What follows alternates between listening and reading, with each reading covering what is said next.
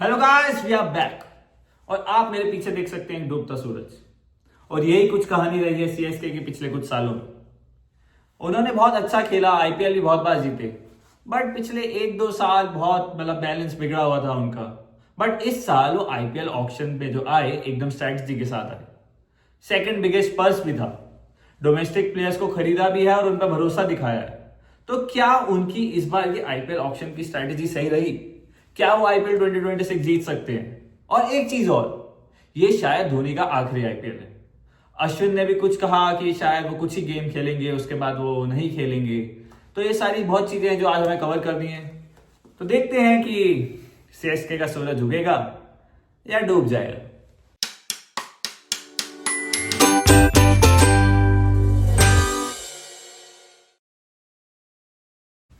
तो गाइस, सबसे पहले बात कर लेते हैं आईपीएल की जो ऑक्शन की स्ट्रेटेजी रही इस बार सीएसके की। जनरली सीएसके की स्ट्रेटेजी रहती है क्यों ना हम इंटरनेशनल अच्छे प्लेयर उठाएं, उनके इर्द गिर्द एक टीम बनाएं और आईपीएल जीतें। बट पिछले कुछ सालों से उन्होंने वो फॉर्मूला चेंज कर दिया है। इस बार उन्होंने डोमेस्टिक प्लेयर उठाए हैं। सबसे पहले तो प्रशांत भी, जो 14 करोड़ 20 लाख रुपए में, और कार्तिक शर्मा, वो भी 14 करोड़ 20 लाख रुपए में।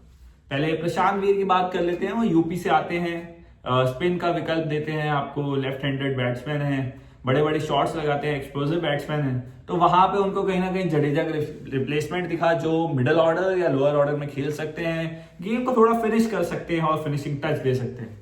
तो शायद एक परफेक्ट रिप्लेसमेंट बोल सकते हैं जडेजा की, क्या? बट वो जडेजा इतना एक्सपीरियंस नहीं लाते अभी।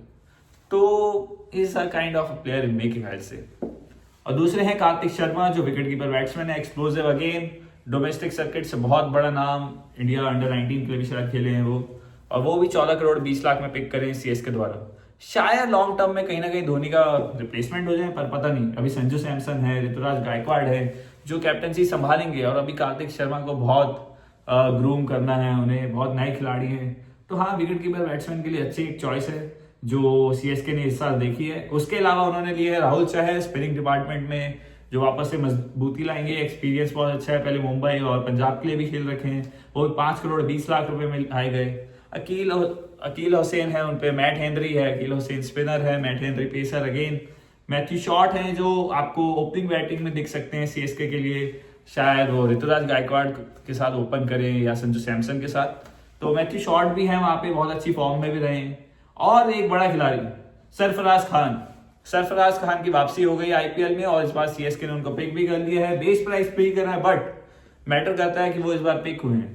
और शायद उन पे भी बहुत सारे सवाल थे, जवाब उनको भी देने हैं, प्रूव भी करना है अपने आप को। तो शायद इस बार उनकी परफॉर्मेंस बहुत रिडार में रहे, लोग उन पे फोकस रहे, क्योंकि अब वो चेन्नई के लिए खेल रहे हैं और धोनी के साथ खेल रहे हैं। तो सरफराज खान आए हैं वहां पे, और जैक फॉक्स करके आए हैं एक प्लेयर, 75 लाख अगेन।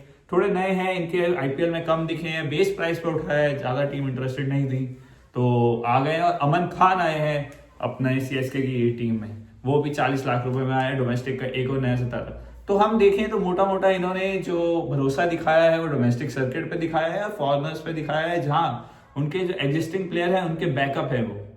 तो ये इस साल की सीएसके की ऑक्शन की स्ट्रेटेजी थी। और अब बात कर लेते हैं प्लेइंग 11 की। तो ये है सीएसके की प्लेइंग 11, जो आप मेरे अभी साइड में देख सकते हैं। सबसे पहले ऋतुराज गायकवाड़ जो ओपन करेंगे, मैं कंसिडर कर रहा हूं ऋतुराज गायकवाड़ ओपन करेंगे और मैथ्यू शॉट आएंगे वहां पे।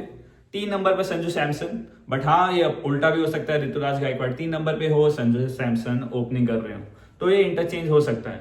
फिर डिवाल्ड ब्रेविस है, साउथ अफ्रीका के अगेन उभरते सितारे, मिनी एबी भी कहते हैं उन्हें, बेबी एबी भी कहते हैं, बहुत अच्छा खेलते हैं, स्ट्राइक रेट हाई रहता है। बट हाँ, उनको कहीं इस साल शायद मेरे को लगता है जो रोल मिलेगा वो मिलेगा कि थोड़ा मैच्योरली खेलें, थोड़ा टिक कर खेलें, जो पारी को आगे लेके जा सके। क्योंकि सीएसके में ऐसा नहीं होना चाहिए कि आप सिर्फ गायकवाड़ और संजू सैमसन के भरोसे बैठे जो हाँ लंबा खेलेंगे स्टार्टिंग से, बट नहीं, आपको मिडिल ऑर्डर में भी कोई प्लेयर चाहिए। तो शायद डिवाल्ड ब्रेविस इस बार आपके प्लेयर हो सकते हैं जो मिडिल ऑर्डर में आए और थोड़ी कमान संभाले टीम के लिए। उसके बाद मैंने कंसिडर करा शिवम दुबे को 5 नंबर पे, फिर सरफराज खान और फिर एमएस धोनी 7 नंबर पे।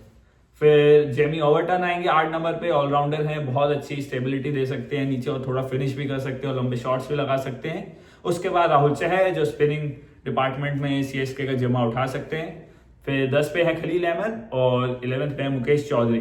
बट हाँ, यहाँ पे एक ट्विस्ट ये है कि इम्पैक्ट प्लेयर को जो चेंज करेंगे, अगर हमें स्पिन चाहिए तो नूर अहमद आ सकते हैं इम्पैक्ट प्लेयर के तौर पे, तो हमने अभी 3 ही कंसिडर करे थे फॉरेन प्लेयर, तो चौथे हमारे नूर अहमद हो सकते हैं अगर स्पिनिंग डिपार्टमेंट आपको स्ट्रॉन्ग करना है। और अगर आपको पेसर चाहिए तो नेथन एलिस, लोग बात नहीं करते उनकी, बट अभी ऑस्ट्रेलिया के टूर में भी जब इंडिया गई थी ऑस्ट्रेलिया, तो वहां पे भी नेथन एलिस ने बहुत अच्छा करा, अभिषेक शर्मा का आउट करा बहुत बार, तो उनकी भी मतलब एक कह सकते हैं बहुत अच्छी स्किल्स हैं जो डेथ ओवर ओपनिंग कर रहे हैं बॉलिंग से, तो दोनों चीज में नेथन एलिस भी काम आ सकते हैं। तो इस तरीके से वो इम्पैक्ट प्लेयर में फॉरेन प्लेयर को ला सकते हैं, जो फोर्थ अपने फॉरेन प्लेयर भी हो जाएंगे और इम्पैक्ट प्लेयर के तौर पे या फिर स्टार्ट करा सकते हैं और इंडियन प्लेयर को इम्पैक्ट प्लेयर के तौर पे खिला सकते हैं।